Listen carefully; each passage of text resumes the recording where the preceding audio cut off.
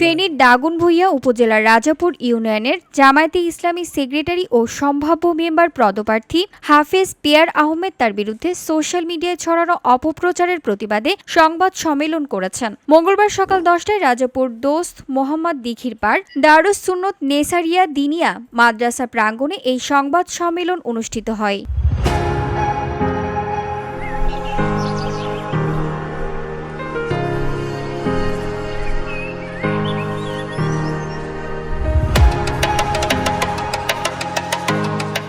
হাফিজ peer Ahmed অভিযোগ করে বলেন, নাসির উদ্দিন মজনু নামের একটি ফেসবুক আইডি থেকে ভিত্তিহীন, অসত্য ও উদ্দেশ্যপ্রণোদিত তথ্য ছড়িয়ে তাকে মাদক ব্যবসায়ের সঙ্গে জড়িত দেখানোর চেষ্টা করা হচ্ছে। এতে তার ব্যক্তিগত সুনাম, পরিবারের সামাজিক মর্যাদা ও রাজনৈতিক অবস্থান ক্ষুণ্ণ হচ্ছে। তিনি বলেন, এসব মিথ্যা ও উস্কানিমূলক তথ্য স্থানীয় নির্বাচনী পরিবেশ অস্থিতিশীল করার অপচেষ্টার অংশ।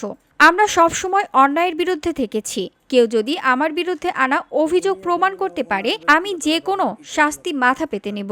পরবর্তীতে এখন মজনু যে আমার নামে প্রোপাগান্ডা চালাইছে, এটার জন্য তীব্র নিন্দা জানাই এবং আমার এলাকার ক্ষতি হয়েছে, এলাকার সবাই মান সম্মান ক্ষুণ্ণ হয়েছে।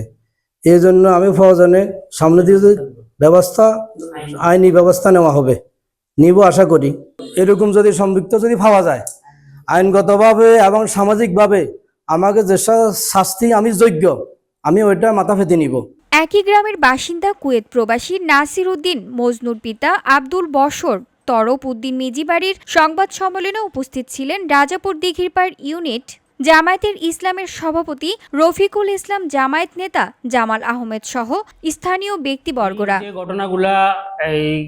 রফিকুল ইসলাম বলেন, সমাজের কয়েকজন ব্যক্তি ইচ্ছাকৃতভাবে বিভ্রান্ত সৃষ্টি করছে। হাফেজ পিয়ার আহমেদের বিরুদ্ধে আনা অভিযোগ সম্পূর্ণ ভিত্তিহীন মন্তব্য করেন। তিনি অবশেষে হাফেজ পিয়ার আহমেদ অপপ্রচার বন্ধে সংশ্লিষ্ট কর্তৃপক্ষের হস্তক্ষেপ কামনা করেন এবং অপপ্রচারকারীর বিরুদ্ধে আইনানুগ ব্যবস্থা নেওয়ার ঘোষণা করেন। এই জিনিসগুলো আসলে এই কিছু লোক ইচ্ছাকৃতভাবে ছড়াইতেছে আমাদের সমাজে। যেন একটা আমাদের সমাজটা খুব সুন্দর, ভালোভাবে আমরা সবাই আছি, দু একজন লোক খারাপ আছে, আমরা এগুলো নিয়ে সবসময় প্রতিবাদ করি।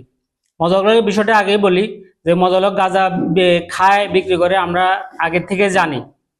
তবে আমরা এটা নিয়ে প্রতিবাদ করি, সবসময় মজালকের বলি, কিংবা সমাজে যারা মুরব্বী আছে এদেরকে দিয়ে বলাই যে তুমি এগুলো ছাড়িয়ে দাও, তুমি এগুলো ছাড়িয়ে দাও, এগুলো বাদ দাও, তোমার ছেলে মেয়ে বড় হইতেছে। সে আমাদের সাথে ওয়াদা করে যে আমি এগুলোর ভিতরে নাই, করি না, আমরা তো দেখি না, কিন্তু যারা আমাদের এলাকায় কিংবা আমাদের গ্রামেরও অনেকে খায়, এরা এগুলো তথ্য বেশি জানে। এখন এই ভিওডি বাংলা নিউজ ডেস্ক। মজালকের বাড়িতে যারা গেছে তারাও ভালো উদ্দেশ্যে গেছে হয়তো, যে আমরা এটা মানে যদি ধরতে পারি